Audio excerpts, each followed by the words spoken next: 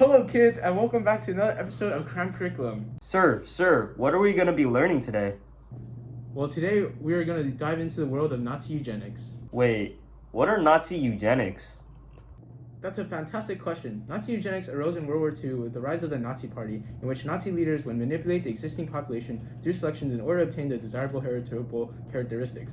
Let's dive straight into the topic of our video!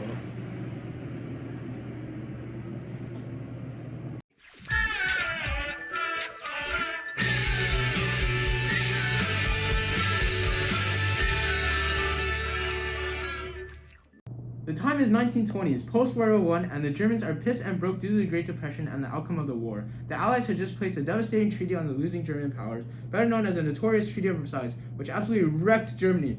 This limited the German military, forced them to pay war reparations, and practically shifted all blame towards them, and like anyone in that situation, they would be a little upset, and just maybe more than a little. In 1933, the Germans had enough and begun its resurgence. It first started with a deranged man with a funny mustache that goes by the name of Adolf Hitler. When he came along and said he could fix everything, people loved him. Leading a big political party, the elected president at the time, Paul von Hindenburg, was convinced that the popularity of the Nazi Party could be used to hinder the problems in Germany, and thus granting Hitler chancellorship.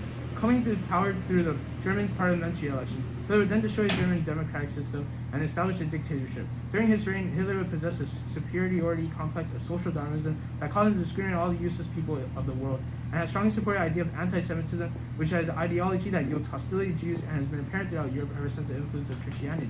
Consequently, these beliefs would be later evident during the Holocaust, in which the Nazi regiment would conduct mass human genocides.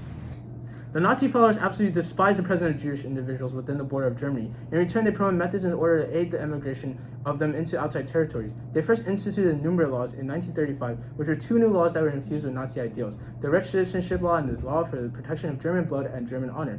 Both types of laws focused on discriminating and separating European Jews. Under the Recht citizenship law, Jews were deprived of their political right, and only the racially pure Germans were able to hold their German citizenship. Differently, the law for the protection of German blood and German honor focused on banning interactions between Jews and Germans. In addition, the emigration of Jews was heightened by the incident known as Kristallnacht, in which the nights of November 9th and 10th, the Nazi regiment destroyed Jewish property and had murdered Jews throughout Germany and Austria. Although many Jews had problems finding refuge, about 250,000 Jews were able to leave Germany. Later in the 1940s and during the World War II, the Nazi leadership met at the Nazi conference and discussed the final solution, which concluded to exterminate and eliminate all Jewish kinds in Europe. This might be a weird question, but can you elaborate on how the final solution commenced? Sure, but just know that this section is kind of sensitive and gruesome. So many Jews are rounded up and first sent to ghetto with the help of foreign countries, in which they were marked by the Star of David. The Star of David, a key symbol of the Jewish religion, was used to stigmatize, humiliate, and segregate the Jewish population, which also resulted in easier deportation. Afterwards, they would be sent to concentration camps, most notably the Auschwitz camp.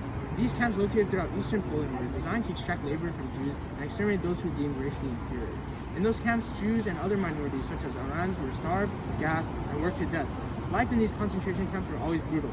Prisoners often worked outside in harsh weather conditions, getting constantly abused by supposedly superior German races, while indulging small quantities of rations daily, which left individuals often weak. Not only that, but processes known as selections were held, in which German doctors examined the physical capabilities and determined if the body was healthy and strong enough to provide labor and usage towards the Nazi regiment. This process would ultimately diminish the Jewish influence and cause a decline towards the usage of the Yiddish language.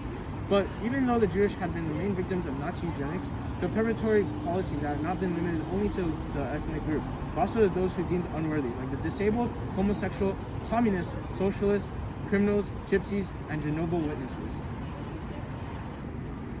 Well, you might think to yourself, how might the Nazi powers manage to commit these genocides so effectively? You see, the Nazis used various devices to bring an end to the inferior races.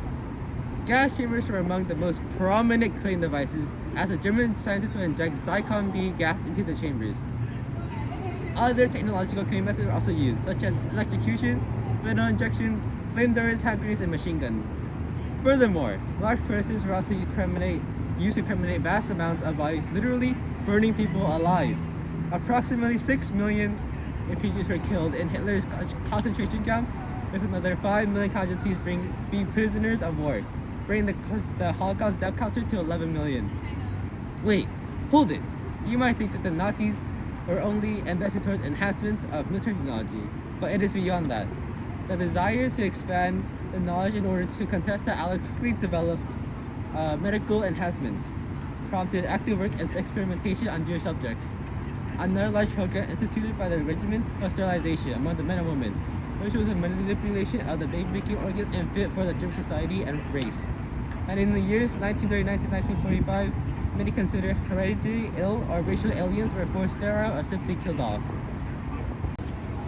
The justification for the Holocaust and the acts of mass genocide, at least in the eyes of the Nazis, the concept of Lebensraum, devised by a famous German geographer, Friedrich Ratzel. In 1901, he, along with a multitude of other German scientists, believed that a nation must be self-sufficient to provide national security.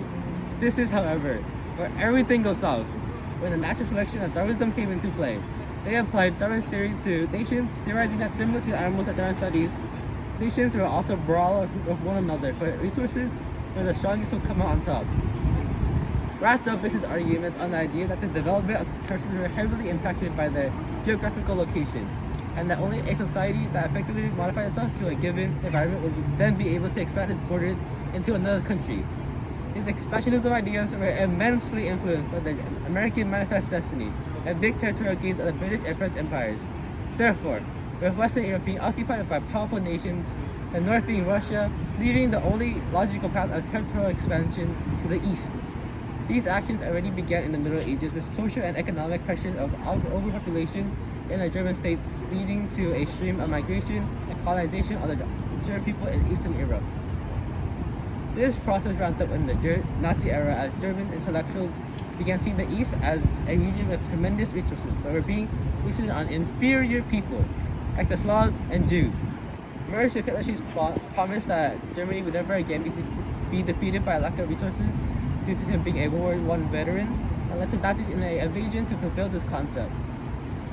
These plans reinforced forms of Nazi anti-Semitism, demanding that the forced removal of the Jewish from the territory and eventually the physical destruction.